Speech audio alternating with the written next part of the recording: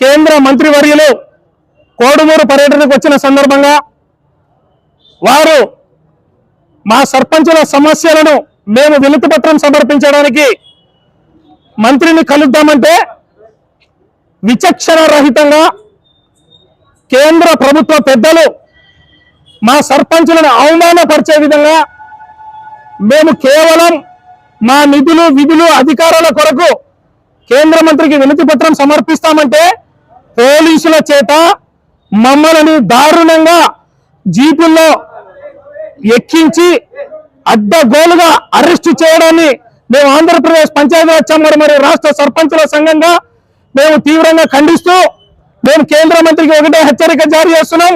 మీరు పంపవలసినటువంటి నిధులు ఆర్థిక సంఘం నిధులు 15వ ఆర్థిక సంఘం నిధులు 4,000 కోట్ల రూపాయలు ఈ రోజు వరకు పెండింగ్ ఉన్నాయి. మీ నిధులు మీరు మా గ్రామాలకి మమ్మల్ని నమ్మి మాకు ఓటేసిన మన గ్రామీణ ప్రజలకు ఈ రాష్ట్రంలో ఉన్నటువంటి 12,918 మంది గ్రామ పంచాయతీలకు మీరు పంపిన నిధులు 4,000 కోట్లు పంపమంటే పంపకపోగా మా సర్పంచులను అవమానపరుస్తూ మమ్మల్ని అరెస్ట్ చేసి ఉద్యమాన్ని అణిచివేయాలని చూస్తే ఎటువంటి పరిస్థితుల్లో మేము భయపడే ప్రసక్తే లేదు. రాష్ట్ర ప్రభుత్వం వాడుకొని దొంగిలించి దారి మళ్లించిన 9,000 కోట్ల రూపాయలను రాష్ట్ర ప్రభుత్వం వెంటనే మా సర్పంచుల ఖాతాలో జమ చేయాలి.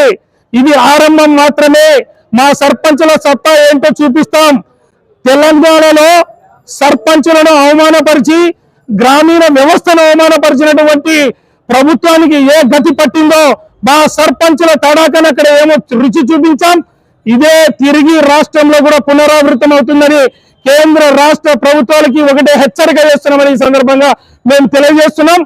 ప్రోటోకాల్ విషయంలో కూడా సర్పంచులను, ఎంపీటీసీలను, జడ్పీటీసీలను, ఎంపీపీలను అవమానపరిచినటువంటి అధికారులను వెంటనే సస్పెండ్ చేయాలి. ఈ అధికారులపై చర్య తీసుకునేంత వరకు కూడా మేము ఈ పోరాటాన్ని ఆపే ప్రసక్తే లేదు. అంతేకాకుండా మీరు ప్రజల చేత ఎన్నుకోబడినటువంటి ప్రజాప్రతినిధులను కాకుండా ప్రైవేటు వారిని వేదికను ఎక్కించి అవమానపరిచినందుకు బీజేపీ పెద్దలంటే ప్రభుత్వ పెద్దలు క్షమాపణ చెప్పాలని చెప్పి మేము ఈ సందర్భంగా డిమాండ్ చేస్తున్నాం.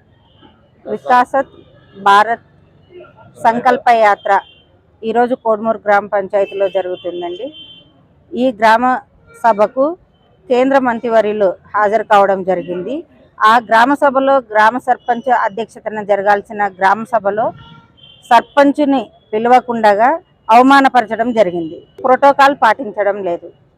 కోడుమూరు గ్రామ సర్పంచ్గా దీన్ని తీవ్రంగా ఖండిస్తున్నాము.